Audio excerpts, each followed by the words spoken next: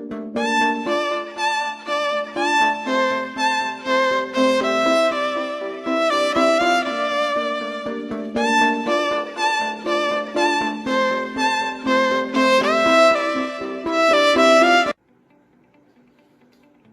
tudo bem?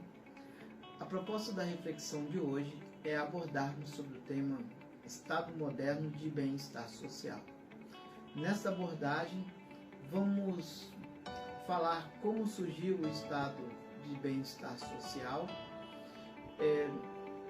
suas principais características, os principais interesses que estão dentro da formulação desse novo modelo de Estado, como ele se desenvolveu e como chegou ao seu fim.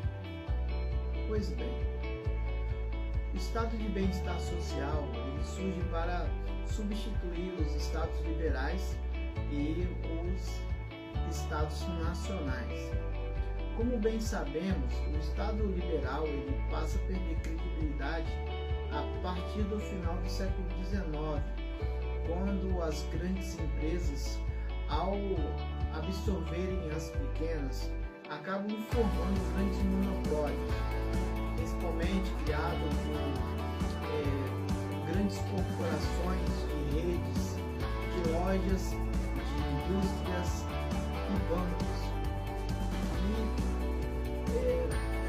passam a monopolizar toda a concorrência que havia, não deixando espaço para que médias e pequenas empresas também pudessem se desenvolver. Porém, a partir da Primeira Guerra Mundial, os Estados Unidos se tornou o país mais próspero do mundo. Todo mundo queria ir nos Estados Unidos e as pessoas ficavam ricas num espaço de tempo muito curto. Consequentemente, você tem uma inflação que é muito galopante. Porém, eles não percebem que a partir de um determinado momento, de 1920, 1924 e 5, daí em diante, vários governantes europeus passaram a não comprar mais produtos norte-americanos, protegendo suas próprias indústrias, nas suas reconstruções. E os Estados Unidos estavam com seus produtos voltados a todos os países, inclusive na reconstrução da própria Europa. Essa é uma das razões pelas quais os Estados Unidos crescem tanto no espaço de tempo tão curto. Mas, como não havia a possibilidade da intervenção do Estado sobre o mercado ou na concorrência, todas as políticas estavam esses grandes monopólios eles agem ao seu bel prazer, ignorando inclusive a própria realidade da diminuição da demanda e dando continuidade a uma produção muito elevada e com inflação também muito alta. A partir de um determinado momento, eles começam a perceber que suas mercadorias começam a sobrar nas prateleiras e são obrigados a baixar o preço, e mesmo abaixando o preço a níveis muito baixos, a população já não tem mais interesse de consumir os seus produtos. É quando acontece a queda da Bolsa de Nova York. Os estados nacionais, por sua vez, eles que nascem com o propósito de defender os interesses capitalistas e da burguesia, eles entram na contradição dos próprios estados capitalistas liberais e também os capitalistas de bem-estar social, na medida em que se tornam estados totalitários, muito hostis e enfrentam neste momento um outro sistema que passa a emergir, né, provocando uma afinidade, né, com relação às outras nações em relação às propostas que estavam sendo colocadas por muitos países que adotavam políticas socialistas. Então, as políticas de bem-estar social, elas passam a ser aplicadas a partir da final da década de 30, né, início da década de 40, assim sucessivamente até final dos anos 60 e início dos anos 70, de uma forma mais intensa, que é o seu auge, né, da aplicação das políticas de bem-estar social.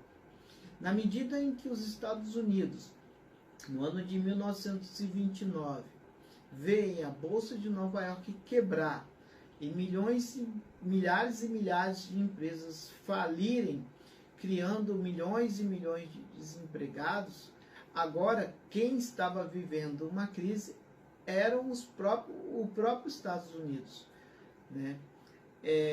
A população ela vai ficar desamparada, né, sem saber o que fazer, e é claro que existe no ar uma grande moção, né, para que algo fosse feito. E eles sabiam que do outro lado do mundo, outros países começavam a adotar políticas socialistas e isso vai requerer dos governantes medidas emergenciais para conter essa falência, essa grande crise, retomar o desenvolvimento e assim reerguer o próprio sistema e garantir seus interesses. É quando que os Estados Unidos vai buscar na Inglaterra um economista chamado John Maynard Keynes, que vai implementar um pacote econômico chamado New Deal, que significa um novo pacto ou um novo acordo. Esse projeto ele está contido dentro de um livro que se chama Teoria Geral do Emprego, do Juro e do Dinheiro, tá? Uma política que passa a ser aplicada dentro dos Estados Unidos, que estava baseado num acordo feito entre o Estado e a sociedade, com promessas de que as políticas liberais não seriam mais aplicadas, porque elas foram extremamente prejudicial para todas as sociedades, né, capitalistas que faliram com essa aplicação de políticas liberais, e agora o Estado passa a ter o controle geral sobre a produção, distribuição e circulação de bens e serviços na sociedade. Obviamente que essa nova política ou esse novo modelo de Estado, que é o Estado de bem-estar social, ele é criado sob a tutela da burguesia. Os dirigentes do Estado são representantes da burguesia que se posicionam de forma estratégica dentro do Estado para garantir os seus interesses, obviamente, e a manutenção do sistema capitalista. A partir daí, as reivindicações e as manifestações populares, elas são tratadas de uma forma diferente das quais eram tratadas durante o período do Estado liberal. Durante o período do Estado liberal, essas manifestações e reivindicações, normalmente elas eram tratadas com muita violência. O Estado sempre foi muito ostensivo no que diz respeito a deter as manifestações que vinham das classes mais baixas, né? E isso, de certa forma, era até ignorado pela uma boa parte da população que vivia momentos muito bons, particularmente nos Estados Unidos. Então, as pessoas que entravam nesses movimentos ou participavam de sindicatos ou qualquer outra organização que lutasse por direitos, né, elas tinham um tratamento bastante hostil no que diz respeito ao Estado. Agora, os sindicatos eles se tornam mais influentes, mais fortes. No entanto, os partidos operários eles foram domesticados pela burguesia, visto que eles não apresentavam grandes críticas, né, à burguesia dentro do parlamento. Até porque as políticas que passam a ser implementadas dentro do estado de bem-estar social eram políticas muito semelhantes às que eram aplicadas nos estados socialistas, né? Então, isso atenua, né, de certa forma, o ânimo para que os debates, assim como as críticas, elas não fossem tão rígidas, tão fortes como normalmente eram. Então, as demandas da sociedade, elas passam não somente a ser ouvidas, como atendidas. Como, por exemplo, houveram conquistas importantes, como a jornada de trabalho de 8 horas. Né? As pessoas trabalhavam, né, dentro do ritmo quase que do século XIX. 10, 12, já chegando a 16 horas de trabalho. Então, foi estabelecido jornadas de trabalho de 8 horas, auxílio funeral, descanso semanal, férias remuneradas. Isso tudo foram conquistas que foram cedidas, né, através das lutas dentro desse modelo de Estado. A aposentadoria, previdência social, saúde, educação, transporte. As pessoas poderiam ter agora seu próprio carro, né? E o Estado era quem promovia, certo, esse desenvolvimento, subsidiava tudo, né, dando mais emprego à sociedade e não podemos esquecer, fazendo, de certa forma, uma maior distribuição de renda. Os países dos centros, né, que são as grandes potências, elas herdaram dessa política, né, benefícios muito grandes, né, que outros países não tiveram a oportunidade de obter, como são o caso dos países periféricos, os países desenvolvidos da América Latina, incluindo o Brasil, visto que os seus governos normalmente foram governos subservientes às políticas dos países centrais, dos países dominantes com as maiores economias.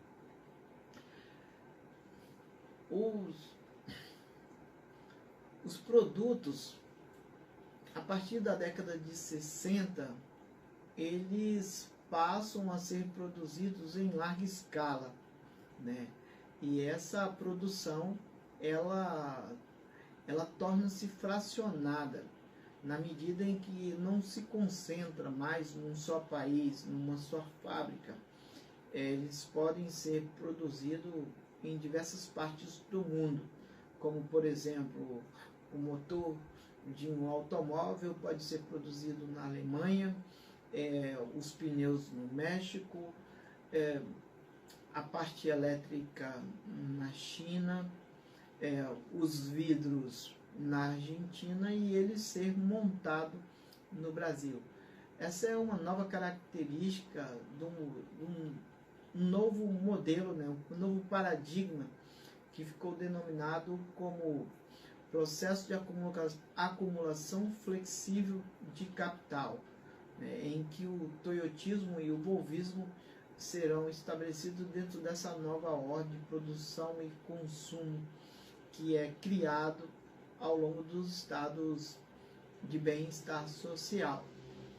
E as pessoas elas passam a ter condições, principalmente nos países desenvolvidos, de adquirir mais esses produtos. Nos países periféricos, a partir de um determinado momento, com essa diversidade de produção por todas as partes do mundo, até ganham mais emprego.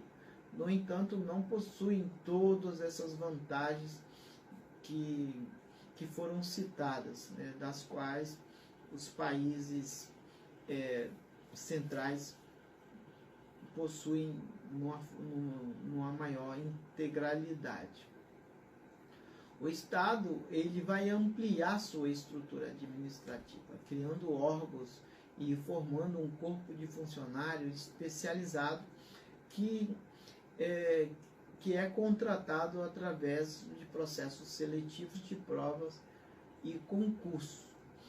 Na medida em que a Guerra Fria ela passa a ganhar, né, um novo formato, essa burguesia que já estava posicionada estrategicamente dentro do Estado e percebe que caminhavam para a vitória, no início da década de 70, né, grandes críticas ao estado de bem-estar social vão surgir, e a partir daí, né, vai haver um desmonte do Estado, onde não haverá mais investimento nas empresas estatais públicas, né, para que haja o sucateamento dessas empresas, justificando assim a sua privatização, que era o anúncio de uma nova política, de um novo Estado que haveria de ser implantado, assim como a negligenciação, a corrupção dentro do próprio Estado, gerando despesas maiores do que as receitas, né?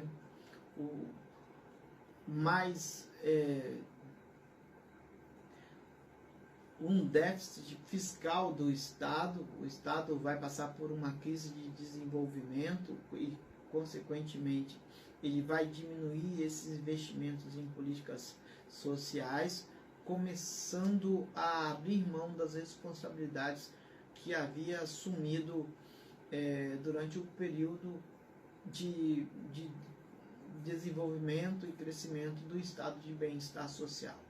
A pressão ela é muito grande, não é?